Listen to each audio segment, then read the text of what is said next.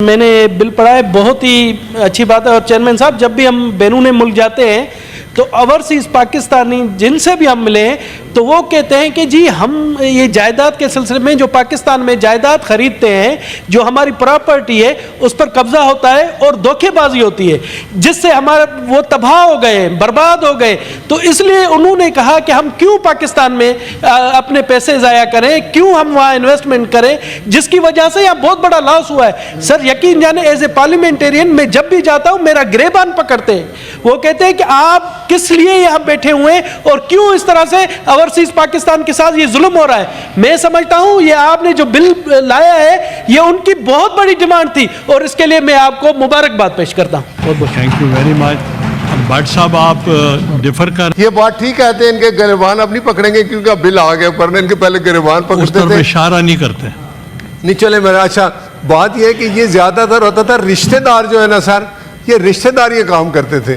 جتنے باہر ہم لوگ جو رہتے تھے وہ پیسے بیچارے صبح شام محنت کر کے بھجواتے تھے پیسے. اب یہ بل آ گیا 90 ڈیز میں. ویری گڈ, بہت اچھا, یہ اچھا ہے, بہت اچھا, تعریف کرتے ہیں. Thank you. آپ اسپیسیفک کوشچن جو پوچھا تھا وہ اس کا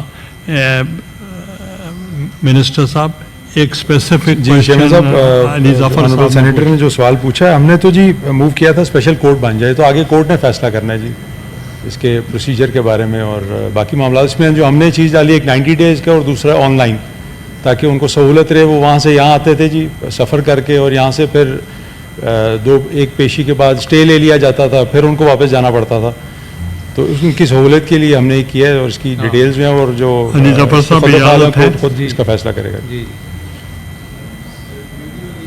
سمجھے نہیں تھے میرا سوال. میں نے یہ پوچھا یہ تھا کہ اس میں اگر قانون میں اچھی بات ہے, قانون بہت اچھا ہے, لیکن اس کو بہتر کرنے کے لیے اگر یہ بھی ہو جاتا کہ جو پٹیشنز فالس غلط کیسز جو فائل ہوتے ہیں وہ بھی اگر ایک مخصوص عدالت تک چلے جائیں, جو بھی کیسز اوورسیز پاکستانیز کی پراپرٹی کے بارے میں, تو یہ ہم یہ جو لکونہ ہے اور جو گیپ ہے وہ کور کر سکتے تھے. تو سوال یہ تھا کہ یہ قانون اس کو کور کرتا ہے کہ نہیں. اسٹیپ 1 ہے, اب اسٹیپ 2 میں وہ دوسرے بھی کر لیں گے. عرفان صدیقی صاحب. شکریہ سر. پہلی بات تو یہی ہے جو سارے دوستوں نے کہی ہے مختلف دلائل کی بنیاد پہ کہ یہ بہت اچھا بل ہے. ہمارے جو سمندر پار پاکستانی ہیں ہمارا بہت بڑا ایسٹ ہیں, بہت بڑا اثاثہ ہیں, اور ریسنٹلی ان کی جو ترسیلات زر ہیں وہ ریکارڈ حد پہ پہنچی ہیں. $3 بلین کی حد تک وہ ماہانہ پہنچ چکی ہیں, جو بہت بڑا ریکارڈ ہے. تو لیکن اپارٹ فرام دس وہ پاکستانی شہری ہیں, اور پاکستانی شہری ہونے کے ناطے ان کے حقوق ہے.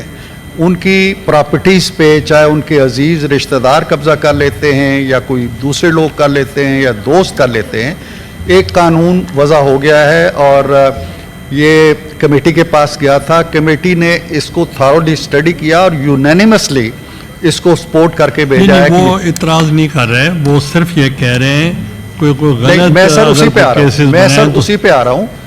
بات یہ ہے کہ اگر جو علی ظفر صاحب کو میں سمجھاؤں کہ فالس کیسز جو بنتے ہیں, فالس کیسز سے مراد اگر ان کی یہ ہے کہ کوئی آدمی جس کی پراپرٹی نہیں ہے لیکن وہ فالس کلیم کر دیتا ہے کہ یہ میری پراپرٹی ہے. ڈو یو مین دس سر؟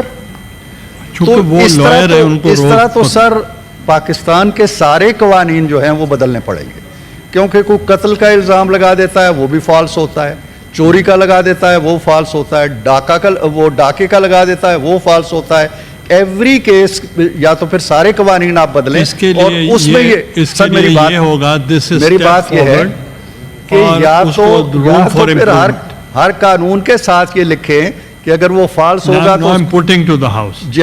تو میری آخری بات سر, آخری بات یہ ہے, آپ کا کام میں کر رہا ہوں. چلے sir, thank you sir. It has been moved that the bill to establish special courts for adjudication of petitions in respect of immovable properties of overseas Pakistanis, the establishment of special court overseas Pakistanis property bill 2024 as reported by the standing committee be taken into consideration at once.